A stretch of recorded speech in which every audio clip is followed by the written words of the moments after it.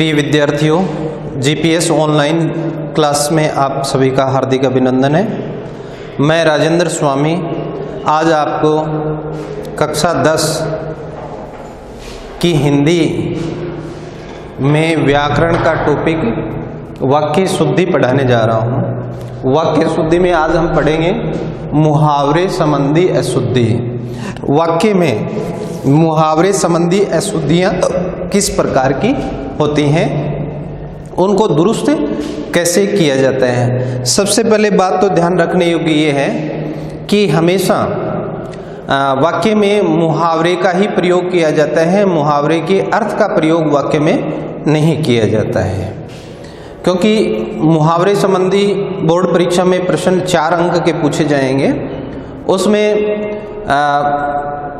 एक तो सीधा सा मुहावरे का अर्थ पूछ लिया जाए, मुहावरे का एकदम सीधा सीधा अर्थ पूछ लिया जाए। दूसरा है कि मुहावरे का वाक्य में प्रयोग पूछ लिया जाए कि मुहावरे का वाक्य में प्रयोग कीजिए। उस स्थिति में ऐसा प्रश्न आता है कि मुहावरे का वाक्य में प्रयोग कीजिए, तो हमें मुहावरे का ही वाक्य में प्रयोग करना है, उसके अर्थ का नहीं। बहुत सारे बच्चे उसके अर्थ का प्रयोग कर देते हैं, जो कि अनुचित होता है।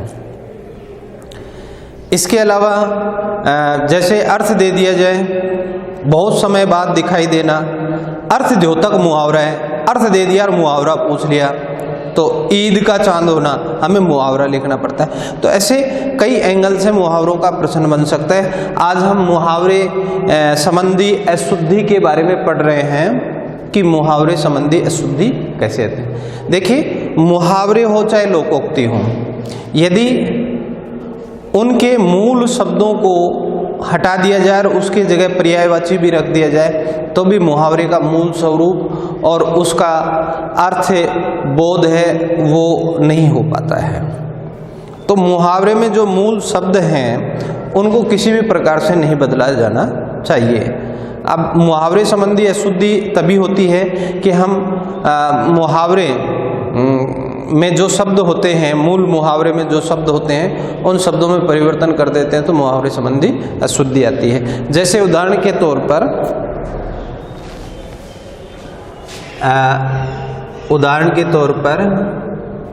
वह अपने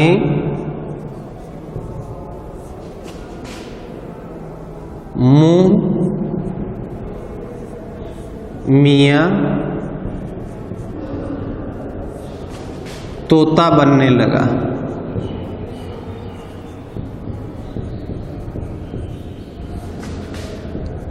वह अपने मुंह मियाँ तोता बनने लगा। अब इसमें मुहावरा है मुंह मियाँ मिट्ठू बनना, और मिट्ठू की जगह तोता रख दिया, तो यह शुद्ध हो गया। इसको शुद्ध कैसे करेंगे? वह अपने मुंह मियाँ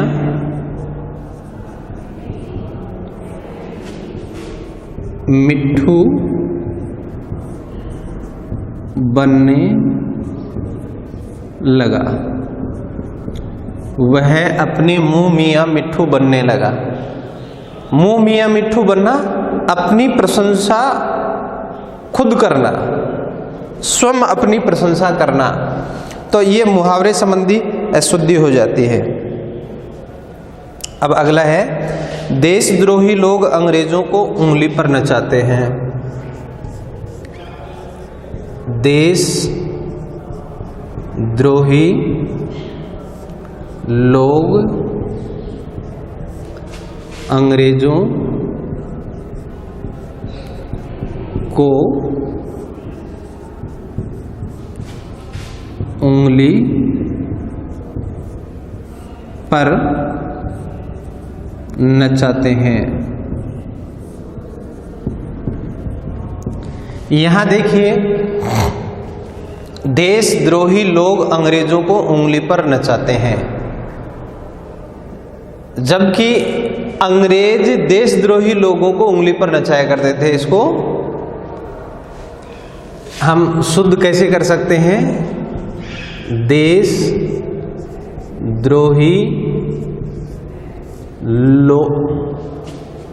लोगों को अंग्रेज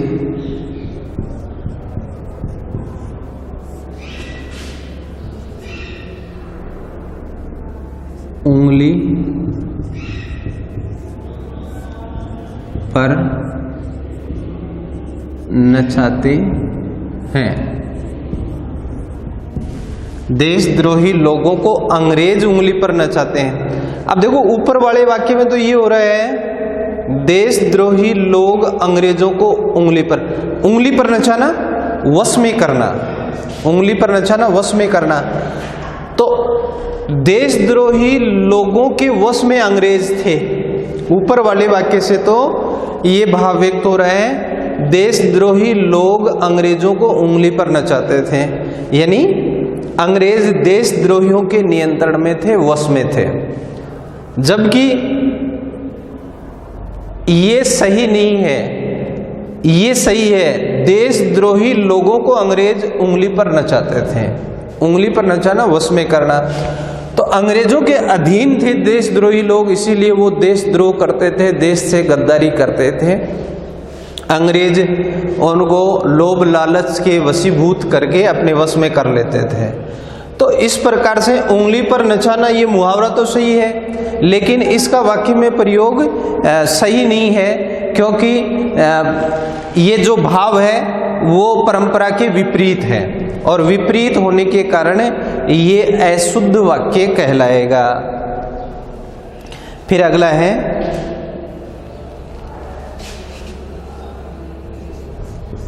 वह बचपन से ही दूसरों के कान पकड़ने लग गया था। अब देखिए जो मुहावरे का मूल स्वरूप है, कान पकड़ने लग गया था। कान पकड़ना कोई मुहावरा नहीं है, कान भरने लग गया था। इस मुहावरे का जो मूल स्वरूप है, यहाँ बिगाड़ देने से ये वाक्य अशुद्ध हो गए हैं। वह बचपन से ही दूसरों के कान पकड़ने लग गया। इसको हम शुद्ध कैसे कर सकते हैं? वह बचपन से ही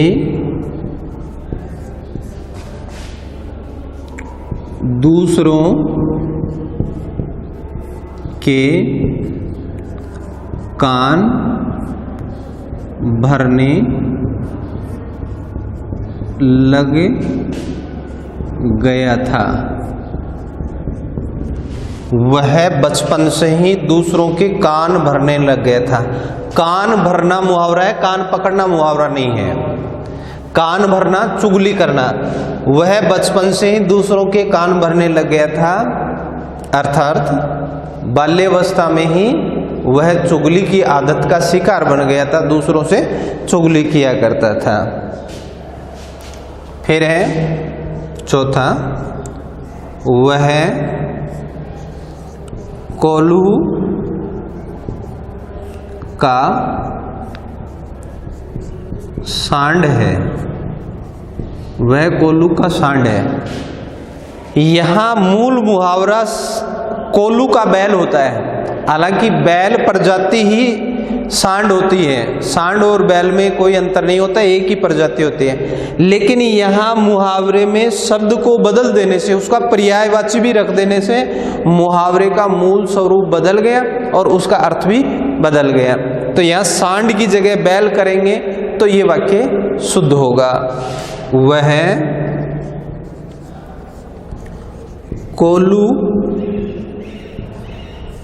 का बैल है। कोल्हू का बैल होना बहुत अत्यधिक परिश्रमी होना, बहुत परिश्रमी होना, क्योंकि कोल्हू क्या होता है, जो पहले गन्ने का रस निकालने के लिए कोल्हू चलाना पड़ता था, और उस कोल्हू को घुमाता रहता था बैल, सुबह उसको जुए में जोते तो शाम तक वह वही काम करता रहता था, इसीलिए कोल्हू का बैल। इसके बाद में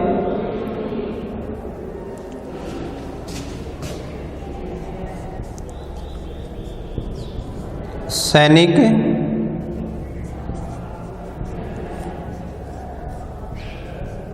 जान मुट्ठी में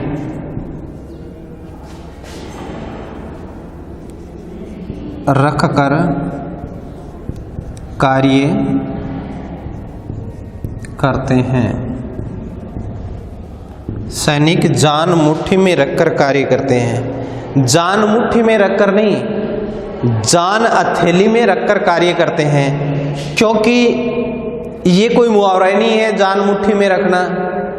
जान हथेली में रखना तो है कि मरने के लिए तैयार रहना या मरने से नहीं डरना, है ना। तो यहाँ हम मुहावरे को मूल स्वरूप में पुनः रखेंगे तो ये वाक्य शुद्ध हो जाएगा। सैनिक जान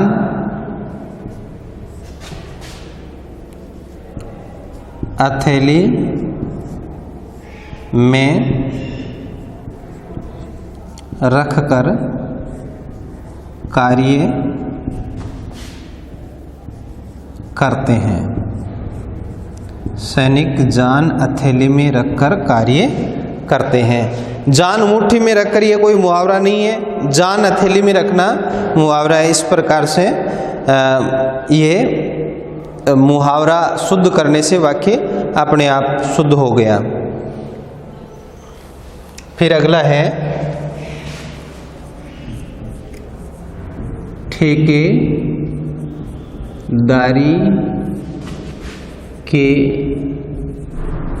काम से उसका सोना हो गया।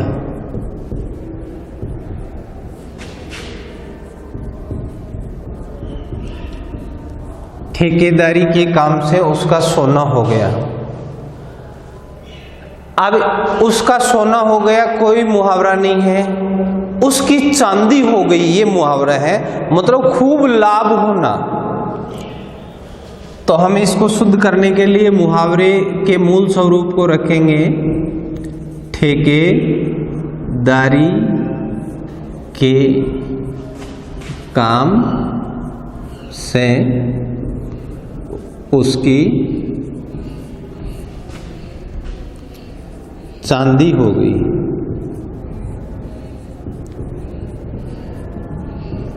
ठेकेदारी के काम से उसकी चांदी हो गई। चांदी हो जाना, लाभ हो जाना, मतलब ठेकेदारी के कार्य करने से उसे खूब लाभ हुआ। तो इस प्रकार से हम मुहावरे संबंधी अशुद्धि दूर कर सकते हैं। फिर अगला है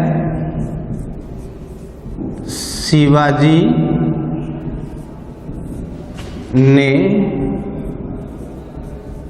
शत्रु सेना को दांतों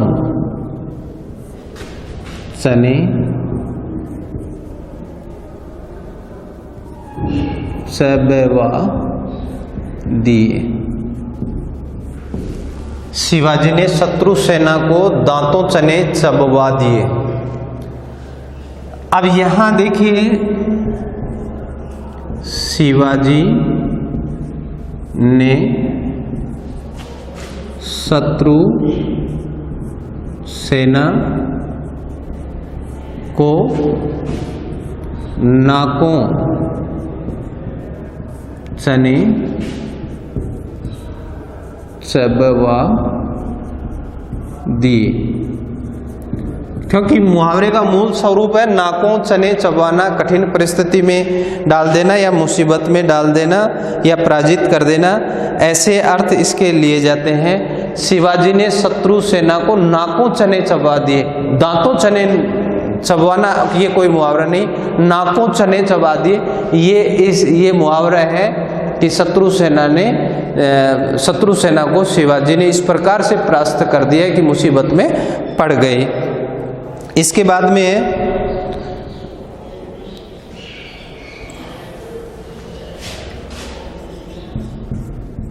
उसके सामने अब किसी की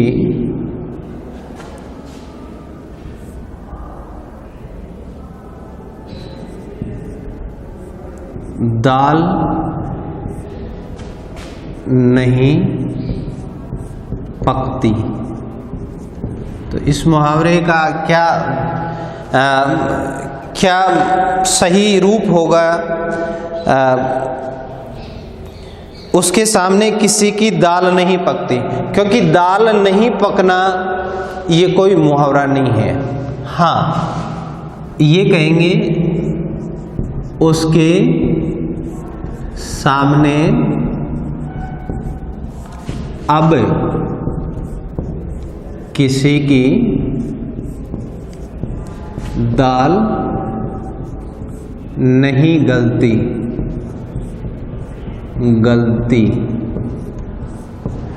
अब किसी के उसके सामने अब किसी की दाल नहीं गलती। दाल नहीं करना मतलब बात नहीं बनना। दाल नहीं करना, बात नहीं बनना, उसके सामने किसी की बात नहीं बनती। इस प्रकार से हम मुहावरे संबंधी अशुद्धि को दूर कर सकते हैं।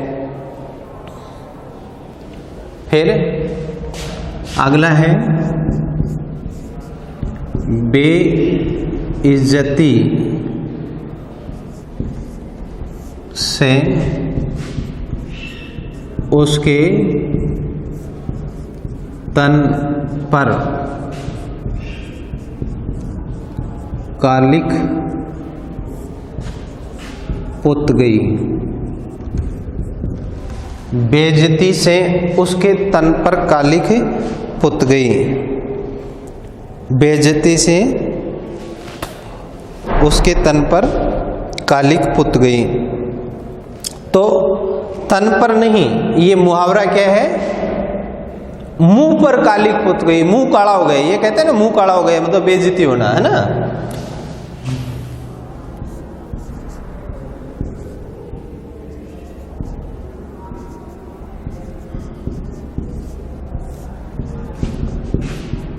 उसके मुंह पर कालिख पुत गई।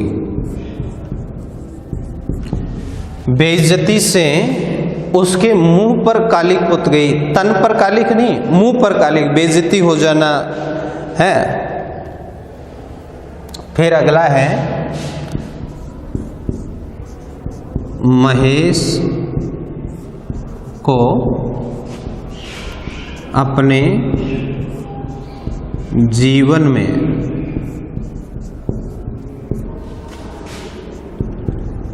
बहुत पापड़ सेकने पड़े। पापड़ सेकने पड़े। महेश को अपने जीवन में बहुत पापड़ सेकने पड़े। ये पापड़ सेकने कोई मुहावरा नहीं है। पापड़ सेकना, पापड़ बेलना तो है, अनुभव प्राप्त करना, ठोकरें खाना। तो इसको हम मुहावरे को शुद्ध करके वाक्य को शुद्ध कर सकते हैं। महेश को अपने जीवन में बहुत पापड़ बेलने पड़े। महेश को अपने जीवन में बहुत पापड़ बेलने पड़े। पापड़ बेलना, ठोकरे खाना, ठोकर खा करके अनुभव प्राप्त करना। तो इस प्रकार से मुहावरे का मूल स्वरूप बिगड़ा हुआ मिलेगा और उस मूल स्वरूप को पुनः सही रूप में लिख करके हम वाक्य को अशुद्ध कर सकते हैं। आज की इस ऑनलाइन क्लास में मुहावरे संबंधी अशुद्धि के बारे में हमने पढ़ा। अगली क्लास में हम वाक्य से संबंधित अशुद्धियों का अगला प्रकार पढ़ेंगे। देखते रहिए GPS ऑनलाइन क्लासेज। जय हिंद, जय भारत।